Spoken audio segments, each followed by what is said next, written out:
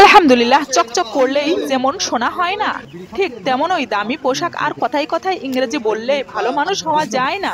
প্রতিষ্ঠিত কাউকে পছন্দ করে জীবনে এগিয়ে নিয়ে যাওয়া অনেক সহজ, কিন্তু কারোর পাশে থেকে তাকে প্রতিষ্ঠিতর পথ পর্যন্ত নিয়ে যাওয়া এতটাই সহজ নয়। অনুমান ভুল হতে পারে, কিন্তু অনুভব কখনো ভুল হয় না।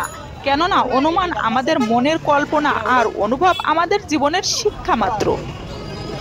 যে আপনার পিছনে আপনার নিয়ে সমালোচনা করে তাদের পিছনে রাখাটাই উচিত, কারণ তারা আপনার পাশে থাকার কোনো যোগ্যতাই রাখে না।